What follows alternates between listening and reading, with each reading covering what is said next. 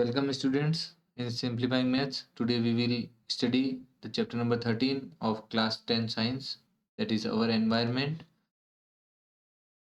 and I will explain through the chapter through the supporting material with us.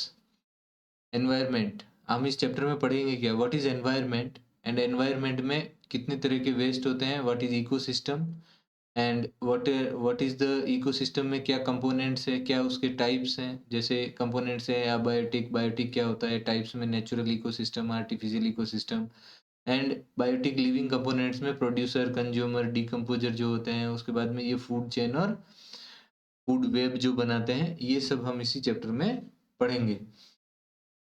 Okay, I hope listen carefully and you will understand all the things, and anything which you want to tell, please share in the comment box.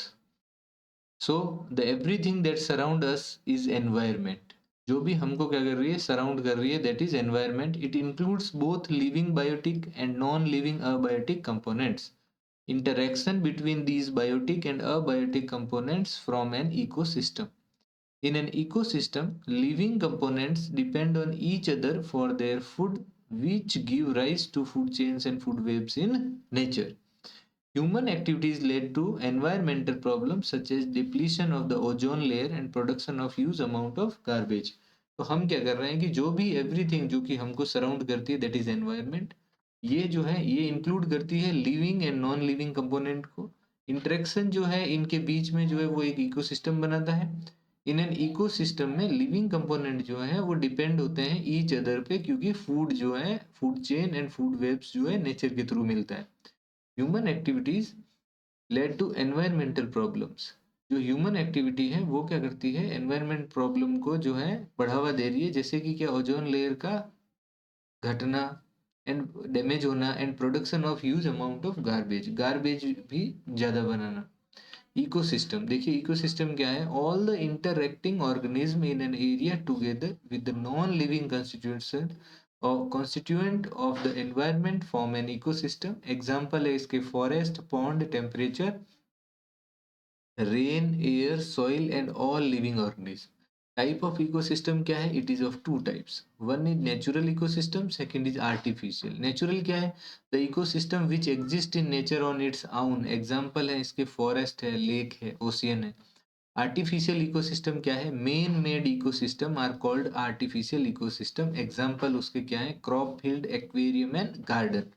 फिर आते हैं components of an ecosystem क्या है. Abiotic components क्या होते हैं, air, water and land. Biotic components क्या होते हैं, plant and animals. Plant animals जो बायोटिक कंपोनेंट है उसके पार्ट है प्रोड्यूसर, कंज्यूमर, डीकम्पोजर्स. तो जो कंज्यूमर होते हैं उसमें क्या होता है, प्रोड्यूसर मतलब जो प्रोड्यूस कर रहा है, डीकम्पोजर मतलब जो वेस्ट को खत्म कर दे रहा है और उसको डीकम्पोज करके और फर्टिलाइजर्स एंड वो जो बना रहा है. एंड कंज्यूमर है जो उस चीजों को कंज्यूम कर रहा है. क्या है वो, उनको चार तरह के हैं वो, herbivore, carnivore, omnivore and parasites. क्या क्या होते हैं ये, let us understand in the next paras. Abiotic component क्या होते हैं कि all the non living component such as air, water, land, light, temperature are from abiotic components. Biotic component होते हैं all the living component such as plant, animal, bacteria, fungi etcetera from the biotic components. On the basis of nutrition, biotic component are further divided into, first is producer, second is consumers. Producer क्या होता है, all green plants and blue green algae can produce their own food using abiotic components photosynthesis, hence called producers. Consumers कौन होते हैं, include all animals which depend on producers directly or indirectly for their food, that are called consumers. Consumers are further divided into herbivores. Herbivores क्या होते हैं, plant eaters जैसे कि goat और deer. Carnivore क्या होते हैं, जो कि फ्लैश ईटर होते हैं, जैसे कि टाइगर, क्रोकोडाइल, जो कि फ्लैश खाते हैं. ओमनीवर क्या होते हैं कि जो बोथ प्लांट भी और फ्लैश खा सकते हैं एंड एनिमल्स, उनको बोलते हैं ओमनीवर्स, जैसे कि ह्यूमन. पैरासाइट क्या होता है, live on the body of host and take food from it. Example है जैसे कसकटा. डीकम्पोजर्स क्या होते हैं, Decomposers include organisms which decompose the dead plant and animals, bacteria and fungi जिसको बोलते हैं. These help in replenishment of natural resources. जो natural resources है उनको फिर से रिप्लेनिश करने के काम में आते हैं. फिर आता है कि what is food chain. Food chain is a series of organism in which one organism eats another organism as food. जैसे ग्रास है, ग्रास को डियर ने खाया, डियर को किसने खाया, लॉयन ने. In a food chain, various steps where transfer of energy takes place is called a trophic level. जिस जहाँ पे ट्रांसफर ऑफ एनर्जी हो रहा है उसको क्या बोलते हैं, ट्रॉफिक लेवल बोलते हैं. अब है flow of energy between trophic levels क्या होती है, इस पे डिपेंडेंट एक क्वेश्चन आता ही आता है ऑलवेज. आप उसको ध्यान से समझना है. Flow of energy in A food chain is unidirectional. वो एक ही डायरेक्शन में रहता है, ठीक है ना. बाई डायरेक्शन मतलब नीचे से ऊपर, ऊपर से नीचे नहीं, वो एक ही डायरेक्शन में रहेगा, uni. Green plant capture 1% of sunlight and convert it into food energy. Only 1% consume करते हैं और उसको किस में करते हैं, फूड एनर्जी में. फिर आता है 10% law. Only 10% of the energy is transferred to the next trophic level. The remaining 90% of energy is lost as heat to the environment. Some amount goes into digestion and in doing work, and rest goes towards the growth and reproduction. So only 10% of the energy will be transferred into the next trophic level. फिर आता है an average of 10% of the food eaten is turned into its own body and made available for the next level of the consumers. देखिए क्या है ये. Due to this gradual decrease in energy food chains contain 3 to 4 levels which is important. देखिए producers के पास में अगर 1000 kg है तो प्राइमरी कंज्यूमर के पास में क्या हो जाएगा, उसका 10% मतलब 100 kg, 100 kJ. और 100 का 10% कितना होगा सेकेंडरी के पास में, और टर्सरी का कितना हो जाएगा इसमें. अगर आपको क्वेश्चन में ऐसे दे दिया जाए कि 10,000 है, कितना है, 10,000 है आपके प्रोड्यूसर के पास में, तो प्राइमरी के पास में या सेकेंडरी के पास में कितना होगा पूछेगा तो कितना हो जाएगा, ये 100 हो जाएगा. ओके 10% मतलब पहले कम करोगे तो 1000 हो जाएगा प्राइमरी के पास, सेकेंडरी के पास कितना हो जाएगा, 100 हो जाएगा. इस पे डिपेंड एक क्वेश्चन आने की पूरी संभावना है. फिर है बायोलॉजिकल मैग्निफिकेशन. क्या होता है, the concentration of harmful chemicals increase with every next trophic level in A food chain. This is called a biological magnification. Maximum concentration of such chemicals get accumulated in human bodies as human occupy the top level in any food chain. Food web क्या है, in nature large number of food chains are interconnected forming a food web. In large number of food chains क्या होती है कि food chain तो आप एक ही बात कर रहे थे कि वो फूड से चेन बन रही है, लेकिन फूड वेब में क्या है, जो चेन्स का भी जो जाल है उसको हम बोलते हैं फूड वेब. ओके जैसे कि सबका अलग अलग है. जैसे प्लांट जो है, ग्रास ऊपर, फ्रॉग, स्नेक. अब जैसे स्नेक को ईगल ने खा लिया, ईगल माइस भी खाता है, माइस से प्लांट में हो गया, ईगल जो है rabbit, fox rabbit, plant rabbit. मतलब कि ये जो फूड वेब है इनमें किसी भी तरीके से जो है, जो जो सारी की सारी जितनी फूड चेन्स है उनको आप मिला देंगे तो then food web will be made. Environmental problem क्या क्या चल रही है अभी, जैसे changes in the environment affect us and our activity change the environment around us. Human activities leads to pollution and deforestation etcetera. हम लोग क्या कर रहे हैं, बहुत ही ज्यादा एनवायरमेंटल प्रॉब्लम्स हो सकती है.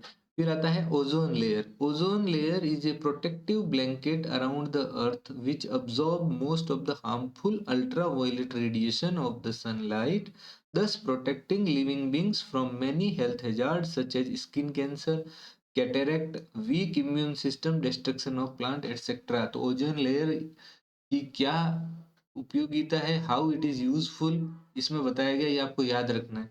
Ozone O3 layer is present at higher levels of atmosphere that is stratosphere. It is deadly poison at ground level. Ground level पे नहीं हो सकती है क्योंकि ये deadly poison. Formation of ozone molecule क्या होता है, the high energy ultraviolet radiation break down the oxygen molecule into free oxygen atoms. क्या करती है, ऑक्सीजन को क्या करेंगे, अल्ट्रावायलेट को जो है ऑक्सीजन एटम्स में चेंज कर दे रहा है. These oxygen atoms with combine with oxygen O2 molecule to form the ozone molecule. तो ये O2 जो बन गया वो O के साथ में जो कंबाइन होगा तो ओजोन बन जाएगा. फिर है depletion of ozone layer. Ozone layer जो है वो डिप्लीशन हो कैसे हो रही है? The decrease in the thickness of ozone layer over Antarctica was first observed in 1985 and was termed as ozone hole. What is ozone hole? ये आप समझ गए हैं। This decrease was linked to excessive use of synthetic chemical like chlorofluorocarbon which are used in refrigerator, AC, fire extinguisher, aerosol sprays etcetera. In 1987, United Nations Environment Program succeed in forging an agreement to stop CFC production at 1986 levels. Kyoto protocol बोलते हैं उसको, क्या बोलते हैं उसको? Kyoto protocol, by all countries. फिर आता है गार्बेज डिस्पोजल। क्या होता है?